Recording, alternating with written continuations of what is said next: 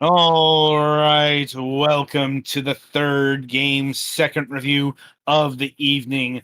Up this time is Skies Above, a fast paced, action packed pixel art game where you have to help a Leviathan to reach space by defending it from an endless robot army.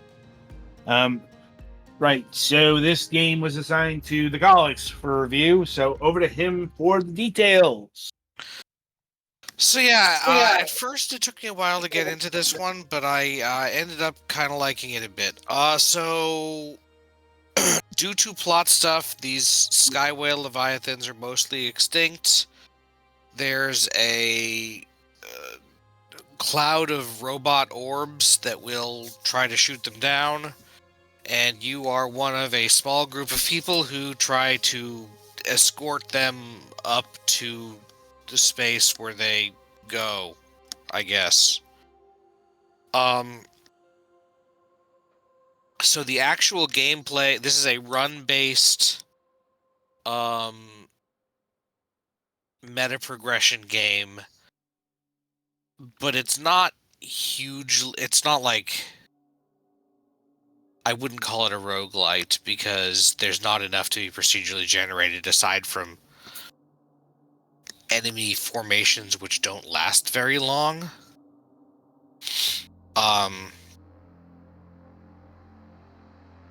The controls in this are a bit weird. So you move left and right with a stick, and that includes aiming.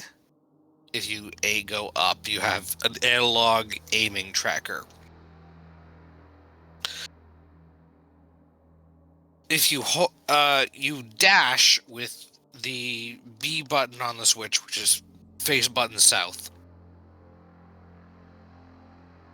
You can dash left or right. You can also dash up. If you hold L while you're dashing, while you're trying to move, you do kind of a slide, which has some uses, but not many of them.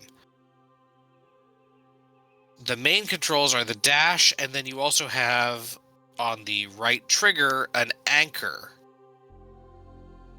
The anchor, if you are pointing to one of the orbs, you will and fire the anchor. You will jump. You will go to that orb, and then when you jump away from that orb using the dash, the orb is destroyed. And the goal is basically the orbs are going to be approaching and trying to shoot your Leviathan.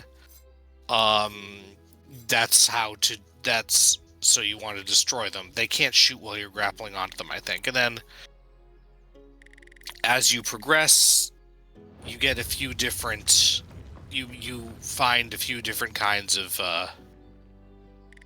enemy orbs as the game goes on. You gain resources from defeating things, and you can use those to upgrade your performance in various ways, such as generally improving your battle performance, like making the Leviathan last longer or getting you extra air dashes. You can improve the tree in the middle with a different resource, and the tree unlocks different functions. So like the first one unlocks a thing where when you defeat a certain kind of enemy, you get you get spirits that increase the number of I think it looked like you have a way of becoming invincible, or when you would die you don't. Or I honestly skipped some of that text box. It didn't really come up in the few runs that I had it for. The second one unlocked a tiny fishing minigame, which gives you powerful buffs. If you succeed, you can feed the fish to the Leviathan to get significant buffs to that run, but they only last until the end of the run. So yeah, you gotta jump fast. I mean, you're not expected to get very far on your first run, but you have to jump fast, but not so fast that you lose control, because if you dash in a direction where there are no enemies, it will be a while before you hit the ground. Unless, what are you trying to find, Petty?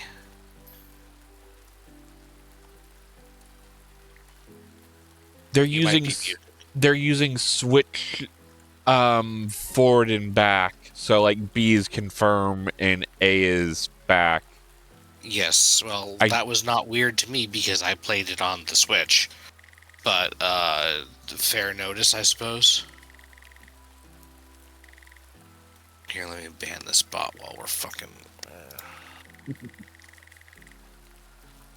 paused. Okay, Alright. so yeah. And that's the main thing, you're trying to get further every time. You can also unlock some, you also unlock a little robot at some point that'll help. I got it the first time I beat the first stage. That will cling on to some enemies and make them self-destruct, which is a good AoE thing. But yeah, once you get resources, you use the resources to get more resources faster and also to be able to get further through the game. The gameplay, I did not like the controls at first. It took me many runs to actually brain them properly, but once you do, it's fairly fun. It is also you can also use the grapple at any time with both triggers at once to go back to the center of the whale, which is useful when you are way out of line. You have a pretty good range on your dash, but honestly, I thought it felt a lot better once I had one more air dash, because then I could correct myself. It's definitely not wanting to go whenever I hit the button. Like, I'm literally pulling the trigger like 2 or 3 times before it does something. The anchor you can only use like once per touching the ground, I think. Or something. You need to use the dash, which is on the face button. That's the main thing you need to use once you're going between guys. I don't know if it's delayed for you. I did not experience it being delayed. But I'm a little bit less sensitive to that. So yeah, Petty Fan had the upgrades of it. The first 2 upgrades you can get are get more resource and make Leviathan last longer. As you progress through you unlock more runes as you progress through other things. I forget if that was from getting to the second stage or beating enough challenges or what. Anyway, at some point you can do that. There's also a slash attack that you can do that I didn't find super useful except when you're surrounded, and I honestly did not have enough. Like, there might be a thing where it tells you the cooldown, but I was not finding that, and also it's hectic enough that I was not able to focus on it. But yeah, this is a lot of it is just jumping between orbs, and then some of the orbs you have to hit twice, and some of them later on have force fields, and then eventually they have big black ones that you are harder to beat and have a spirit in them that shoot lasers. Those can end, though sometimes those ones don't aggro if you don't attack them, so that's probably good. Oh yeah, and then the ones that cling onto the whale slow it down. So you because one of the main things you can do, you basically, whenever you get the bar at the bottom of the screen filled, the Leviathan will fly up to the next level and instantly destroy everything on the screen. So having those things slowing it down isn't good, and the power up that makes it faster is kind of useful. So that's really all I have to say about the gameplay, I guess. Aesthetically, this game is beautiful as long as you don't hate small pixels. because your guy is kind of small. Hmm.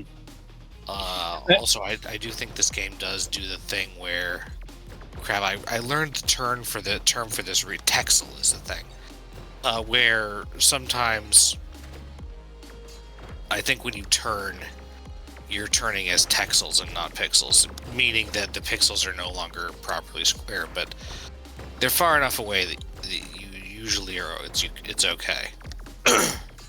What have you been reading? It was a thing on pixel games on how to do pixel art, and I don't know. I see. Anyway, so yeah, and you just the individual runs aren't very long. As long as you keep up with the upgrades reasonably, you can usually get a new upgrade most of the time when you lose. But yeah, I don't know. Overall, I had a pretty good time with it, but it is a kind of small game, I think. At least that's my experience. I don't know.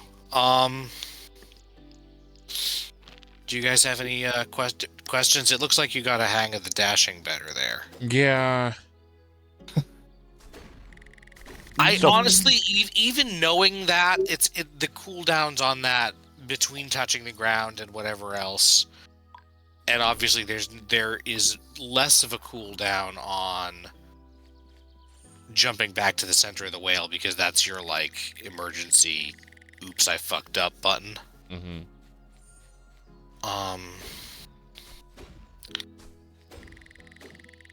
Yeah, and later in the game it shows some more stuff on the screen, like when you have challenges it shows on the thing, but I literally am paying attention to the enemies and trying to make sure I'm not dashing off screen.